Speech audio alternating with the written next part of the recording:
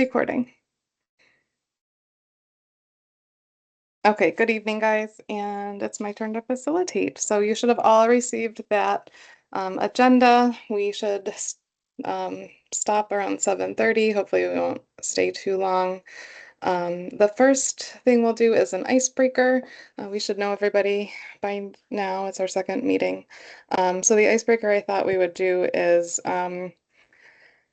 name a theme song that relates to your life these days. So give me a title of a theme song and tell me why you chose it, kind of relating to your life, story of your life these days. And the theme song that came to mind immediately for me was Staying Alive by the Bee Gees. Um, because I'm doing everything I can to tread water and stay alive these days. So yeah, that's mine. Between CPAP and working 40 hours a week and doing the dishes and laundry and dinner and I'm that doing staying alive. So that's that's the theme song in my head these days. Who wants to go next?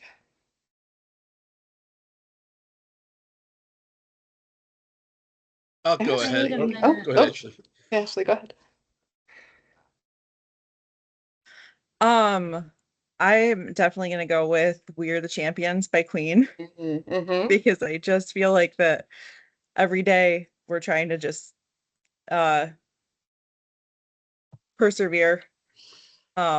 It's definitely been rough, and I think that like because we have the end is near, we can see it, that every day is just like one step closer and like a little bit more reassurance that we're gonna get through this and we're gonna do it and graduate. So and also bless you, Kate, for being at CPAP.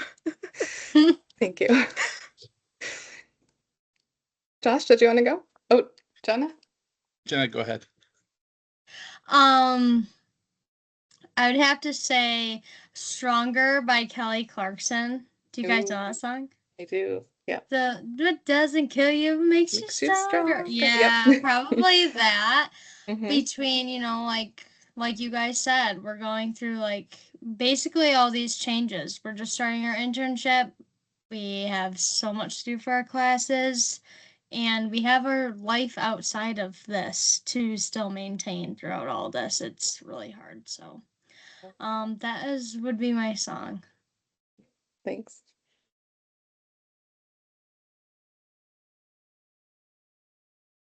Go ahead, Josh. All right. This is gonna sound strange, but the only thing I can think about because it's still ringing in my head, mind you, I have a 7-year-old, is the theme song for Bluey, because it's like Oh.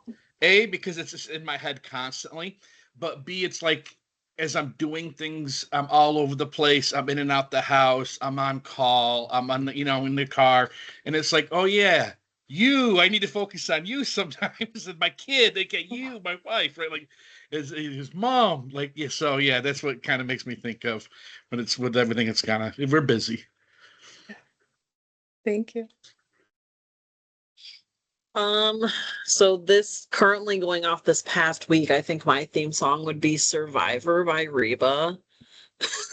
um, I've mentioned a few times that I've been solo parenting this past week. My husband is gone in Savannah on a work trip. So it's just been me and internship and like Catherine said, me and. So Yeah. it's never ending. Thank you, guys. Good job. Um, so I did want to review the group rules and make sure that there were no additions or changes and make sure we understand when we get into the norming phase of the group because that's kind of what we're working on in the regular class and that kind of transitions into the topic that we'll talk about this week, picking the one of the code of ethics, one of the ethical principles, and how we can identify how that relates to groups.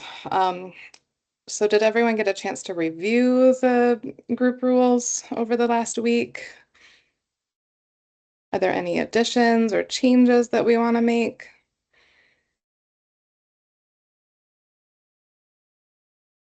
Do we feel like we need to verbalize them together, review them together out loud?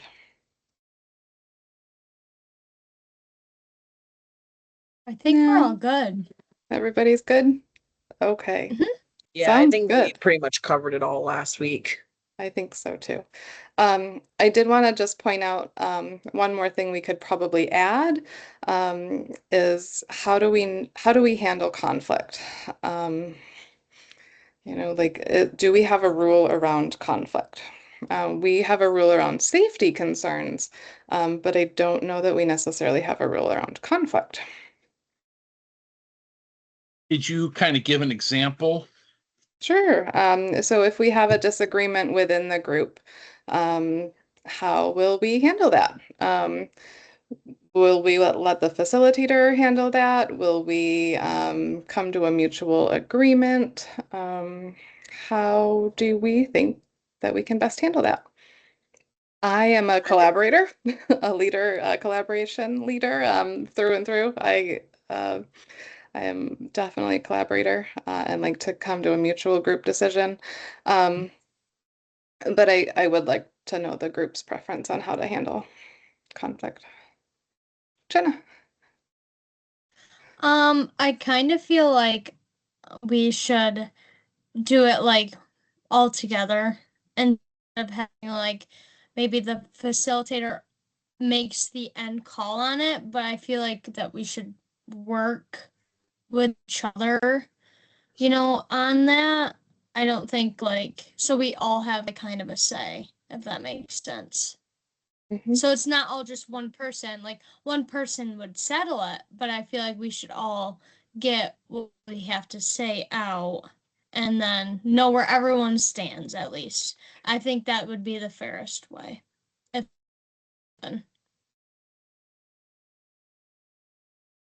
Keandra? Jenna pretty much summed up what I was going to say, but I think that everyone should be involved in the conflict resolution part of it. That way, um, if it ends up being that it was a miscommunication or something like that, we don't end up having that again Mhm. in the future. Yeah, good points. Everyone brings different ideas to the group, right? We might not always know or understand what the group's intent is, and we want to make sure that we're all on the same path moving forward. Okay.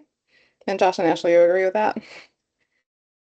Yeah, absolutely. I think that that's well said, and I completely agree. Okay, I'm going to add Yep. that into our group rules. Yeah. That's okay. I'm very comfortable with that. Yep.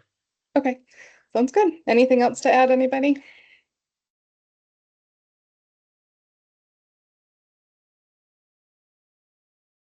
No? Okay. If we're okay, we'll move on to the code of ethics. Right. So the topic of tonight's meeting is really pick one of the NASW Code of Ethics and how will we ensure we integrate this code into any groups we may have. And thinking broadly, groups could be task-oriented support groups, groups that we work with in our own agencies with other colleagues. So these could really be any kind of group, not just, a support group or therapeutic group, but really a global thought to this project that we're thinking about. So would anyone like to go first? Ashley, would you like to Um, go first? Yeah, sorry. Yeah, I go tried ahead. to unmute Yeah, and it yeah. didn't go. So I picked importance of human relationships. In my job, I handle a lot of the data collection for our grant. So one of the things that people identify the most is lacking social support within the community. So it's difficult in a rural community to get people connected, especially in our south end. So we've actually put together a task force with the grant management and some of the staff and some community members and clients as well to try to figure out ways that we can just get more social activities in the community. But as far as like trying to like bring it into groups, just encouraging people to support each other and get to know each other and like make those connections, because I feel like that we've lost a lot of that. And like especially with us like substance use, sobriety can be lonely for people, so it's just really important to just connect and talk and be kind. Absolutely. Thank you. That just popped up in the chat as a reminder, the ethical principles, the NASW ethical principles, if anyone else needs a reminder, because sometimes I need a reminder. Who else wants to go?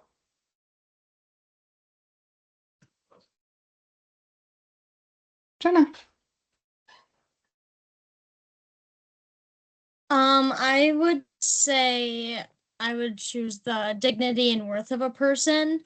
I feel like every member should feel like they're valued, respected, and heard no matter what their background is or what their struggles are. I feel like creating a safe space to where people aren't judged and where everyone's voice really matters equally. Um, it helps build the group culture as well. I feel like that would uplift each person and honor their unique experiences. Thank you, Jenna. Good one. Keandra? I would choose competence. I feel like it's really important not only to other social workers that are in the field, but also our clients that we work with competence. Absolutely. Thank you. I'll go ahead. The one I constantly think about when it comes to these principles is service. I'm a big believer in being of service to those people that are in need within these communities that we live in and work in. And I think sometimes, we forget sometimes, well, I wouldn't say agencies, but sometimes agencies, and, it happens. Like, we have to worry about keeping the lights on. We've got to worry about, what the Fed wants us to do, what doesn't want us to do. I'm not sure if everybody saw it, but there was a memo that came out from the DOJ on the 29th. And it was something that we've had to go to all of our partnerships that we have for evidence-based practices. And it's the rollback of all the DEI. Oh, yeah. And they're pretty much saying you need to treat things appropriately, and it doesn't matter. It doesn't matter who you hire. It matters what they know what they're doing. And what they're saying is that the workforce no longer needs to reflect the community in what we provide services to. Wow. And if you really take a look at it, but the problem is this: a lot of, for example, the grant that I'm working in, we get partial funding through the feds. So we've got to go to this evidence-based program, IFD, and say, hold on, are you following these training standards? Because if you're not, you put us in a difficult position where we're no longer be able to reimburse that certain amount for services through the feds. So we've had to do that for our Child First program, incredible years. So we're pretty much putting them on notice, like, you have to make sure your training reflects the federal government's desires, because if it doesn't, your program will no longer be reimbursable. Wow. And to me, it kind of goes, I hate to say this, but like so against service. I've always been that person that's like, it doesn't matter if you had an appointment or not. If you're walking through the front door, what can I do? We'll figure it out. Right. And I feel like when we get these type of memos out and have to deal with this other kind of stuff, we step away from that thought pattern. So that serves for me. Thank you for sharing that. And that kind of rolls right into what I would say about integrity. We can't have all of these things unless we're following our own integrity. And we have to do what's right within our own ethical, moral, and value codes. But we also have to maintain the integrity of the agency. So how do we as social workers balance that integrity? We have an organization that has to maintain their integrity and follow the DOJ standards that they're given to maintain their grant status, but we also have our own ethical code. So that's a tricky line to balance for me, personally and professionally, as I grow in this role. So integrity in groups, is just a larger kind of a meso lens of social work. Um, so integrity is something that, can be woven in to group work. Just thought that was a quick, fun exercise that we could do to relate to the code of ethics. Anyone have anything else they want to add on that? Ooh, I thought that Josh. was really great. Just someone wants to read it. Sorry. No, I'd love to read it. You thought it was great, Jenna? Thank you. Yeah, I thought it was good for us to review that actually. Oh, good. Because Thank you. I agree. you're right. That I mean, sometimes because we're going so fast all the time, I mean, we do not forget about them, but I think it's good to go over them and discuss like what they really mean. So I thought that was a great piece for this. Yeah, I think they To can get relate back to. to the foundation of it. Yep. Yep. Thank you, guys. Yeah.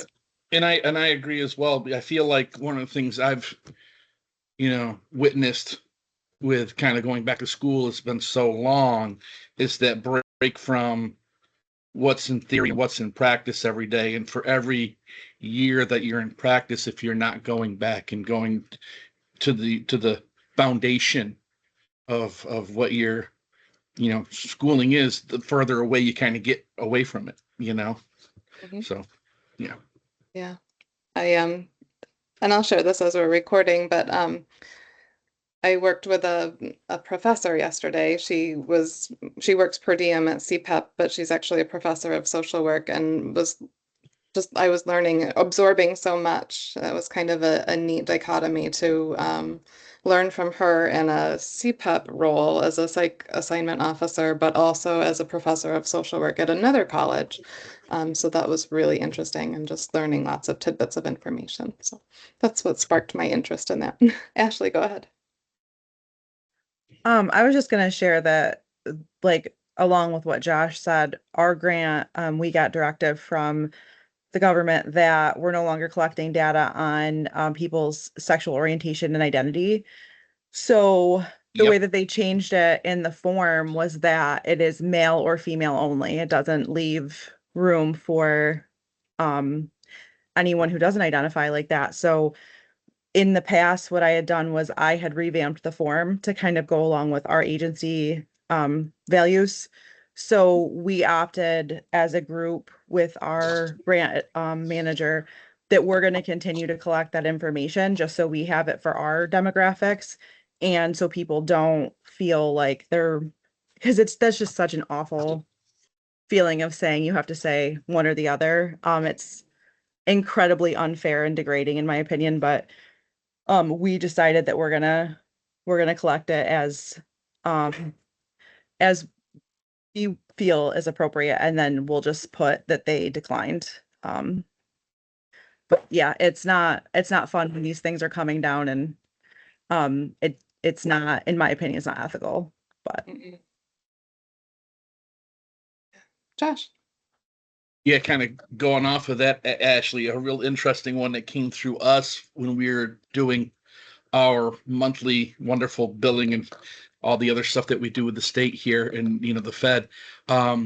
We were informed that you could no longer, as we were tracking information, you can no longer, they were taking, best way to put this, you couldn't check multiracial anymore. It doesn't exist. So I was like, that's really going to be interesting talking to certain people, because there's going to be people where it's like, no, that's not how I see myself, and it's not going to matter. You know what I mean? So it's like, do I really want to get into these, minute things that could potentially, maybe someone gets frustrated and says, well, I don't feel like I'm being listened to. Why am I going to do that? You know what I mean? So you've got to kind of prep yourself and other people to say, how are we going to address these things when we've got to get this information, and it could potentially make someone go, how, why would I, well, no, my kids are like my kids, like two of my children are multiracial. So if I was to put that in front of my ex-wife, she would be furious. Mm-hmm. So, and it's just, yeah. Wow. Yeah. Wow. Thank you guys. Great discussion. I'm going to stop the recording if it's okay with you all.